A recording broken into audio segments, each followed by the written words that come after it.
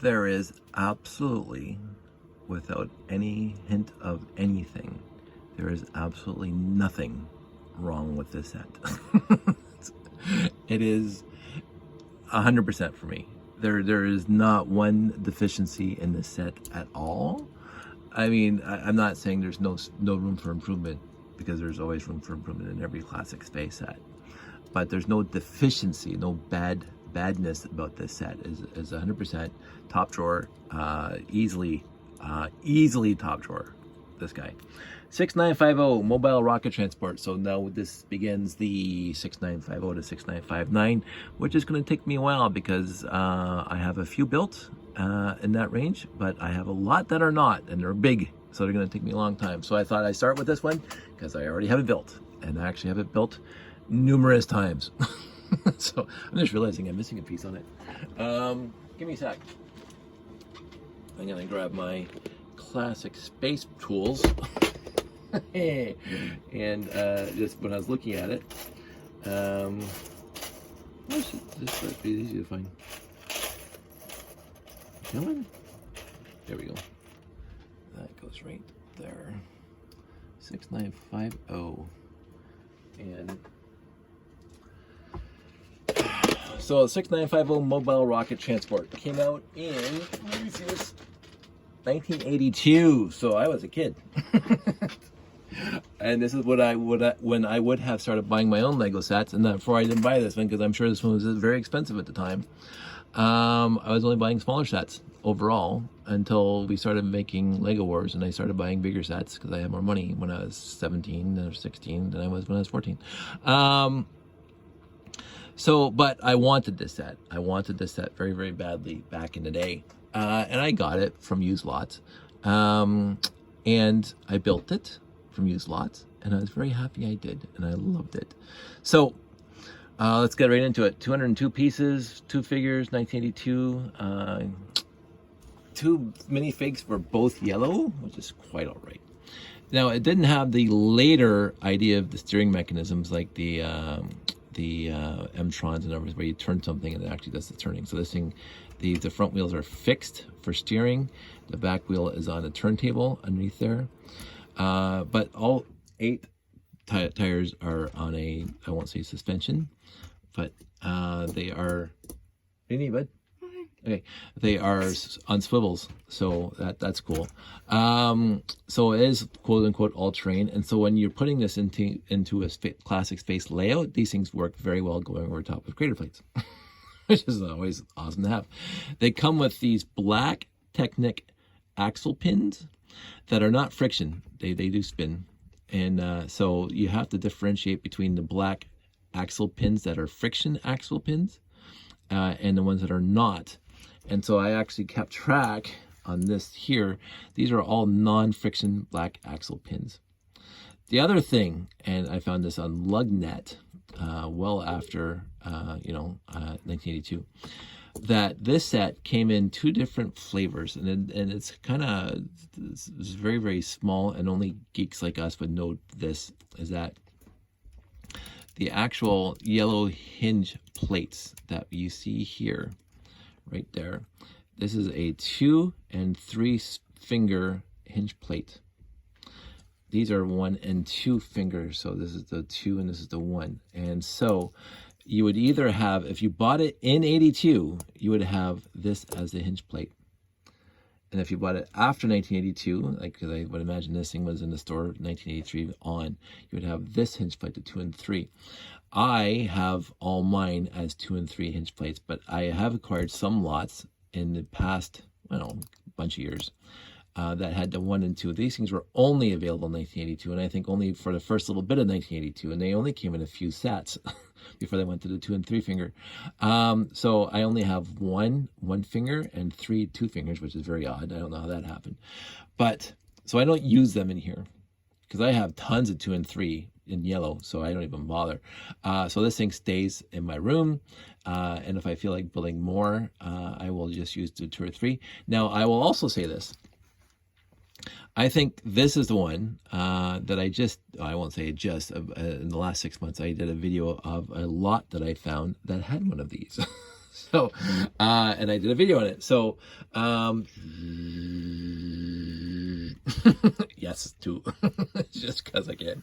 And I didn't put any other effort into this because I could probably get 3 more that are sitting in Ziplocs in a tote somewhere in the garage. So I can have 5 of these things up.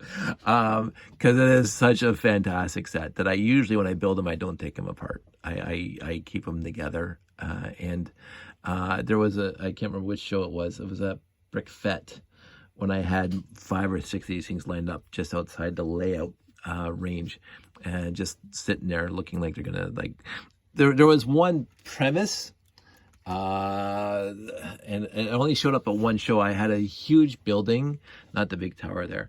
I had a huge building that the monorail kind of went around and around and around all the way up. And I had a big bay door in it. It was for this guy. It was for this guy. And this guy, they would have a whole inside where there'd be like huge cranes and stuff to mount the satellite. I brought it to one show. I just got tired of carrying all these boxes to all these shows. And so I said, screw it. So I took that whole building apart, even though I had potential at the end. But I did build that building specifically for this set here, because this is, again, one of my favorite sets. I'll get rid of him for a sec. Now, the playability functions, besides the fact that you can drive this thing around and it can go over bumps and whatever, is that the actual rocket comes up and then comes down like that. Boom. Right? And then these things open up. And this thing pulls away. And then you launch the rocket. And there's a huge control panel right there, right behind this guy, that you press buttons and would launch the rocket. And then you got this little antenna. Again, so to me, this set is 100%, but here are quote-unquote better ideas for this set, is that this thing should have been on a 2x2 hinge, 2x2 turntable. Like, why wouldn't you do that? So it's just kind of a, hey guys, add one more part. Maybe it's because like this thing with this swivel around, I don't know. The other thing I found very, very strange is that this ladder stops nowhere. So this is where you have to be careful with this set, because I have acquired this set, like at least a half a dozen copies of this set in the aftermarket. And most, I won't say that, some of them have this ladder broken because like this thing is going to break. The ladder's going to break before this piece comes apart. There's no reinforcement at all behind this ladder. There's no inverted 2x3 slope. There's nothing, because there's nothing on the bottom. And I mentioned that in the other video. They didn't bother putting any kind of greebling or whatever else in the bottom, just kind of a big empty void. I don't care, because you don't see the bottom, you see the top, and it's absolutely fantastic. But the ladders do break. You have to be very, very careful when you're playing with this thing. Don't drop it, because if it drops on this edge, this ladder's broken. Straight up. I've had far too many ladders break. And so the other thing was really cool in this set is that how they built the bottom with all these rocket thrusters. They used the L bracket that they used for the cones, the thrusters on the Galaxy Explorers and stuff. And they had to put 4 of them around. Of course, to do that, you have to put one on top of the other one. So you had to balance it out by putting a red 1x1 trans red round plate so it'd be balanced and sitting even.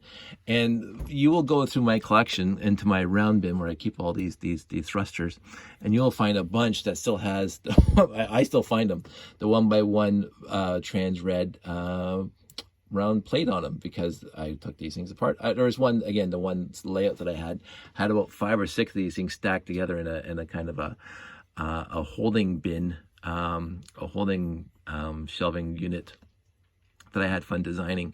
And so I have a whole bunch of I had, quote unquote, a whole bunch of these rockets built for that show. I only had 1 or 2 actual transports, but I had 6 or 7 rockets. And so when I took the other rockets apart, I forgot to take these things off. So I'll go through a bin and I'll find this piece, and there'll be a red on the end of it. And so I know that was from that's from this. So this thing came with a lot of stuff. It came with these 2x8 hinge plates, 2 of them. It came with 4 of these 1x2 hinge bricks. It came with radar dish and funky things like, there's so many cool pieces in this thing for 1982. The inverted trans-yellow, the regular trans-yellow 1x6s. I don't know. There was a this is way back on LugNet again, in the space group. There was somebody, and I won't remember his name, who built an upgraded version of this by using the 4x4, or well, the 2x4x5 white half rounds, and then he built a rocket that size, so it was like quote unquote twice the scale. And I think they used the either the rubber wheels from Technic, or they used the wheels from the Megacore magnetizer, but they made a beautiful homage to this guy at double the size. It was gorgeous, and they used the trans-yellow canopy from the Message Intercept base. It was a beautiful set, and that should go on Lego Ideas. So I always said this was a satellite rocket, because this is the satellite on top. It comes off, and then you see the wings fold out. Some people say these were ICBM missiles, and they would change these yellow folding 2x4 or 2x5 folding hinges to be blue or red, and signify that they were like ICBMs. I always like to think they were satellites, just like in the Ice Planet 2002, and these things are just either the solar cells or whatever when they're up in space. I don't know. I can't talk enough about this set, but I'm going to stop because I'm just going to keep on going on and on about how wonderful it is. Printed bricks. Let's talk about that for a sec. 1x4 gray with stripes on it. Another one there. Two control panels. Minifigs. 2 minifigs. Lots of steering wheels, by the way. Lots of steering wheels in this guy. These little fences that they use to support. There's just so many cool little doodads in this thing. Why is this guy not spinning? I don't like that. Maybe it's the wrong one. But anyway, I don't think I need to talk too much more about this. For me, it is as close to a perfect set as Lego ever put out for classic space. Just for playability, functionality, and just the coolness factor. And as I mentioned in that video there too, this is the one set out of all the classic space sets that didn't look like it was fantasy. It looked like it was reality, like something that you could build. Like you're watching the movie The Martian, and everything there looks like we could actually do it today. This is the first set that I got put together, even though it's a used lot, that I said, this is... It's not science fantasy, it's science fiction. And it looked rugged. It looked like it was meant to do what it's supposed to do. It didn't look like they made it all fantastical and whatever. So, like as looked more like science fiction or science fact than it did science fiction or science fantasy. And so this is the set that I really admired and I really appreciated. And I still do to this day. And I think that I'm going to leave it on that note. Welcome to the 6950 series. We're going to go through the first few really quick because I have at least the first three. First three. 1, 2, and 3. 0, 1, and 2, I mean. Because I already have them built. So I'm going to do a separate videos for each one. That just stays there because that in storage I know where they are. So that's it for this guy, 6950. What am I talking about? Mobile rocket launcher, mobile rocket transport. And I will see you when I start talking about the Robot Command Center, which I've talked about numerous times before, but now I get to review it. So you guys all stay safe, take care, and I'll talk to you soon.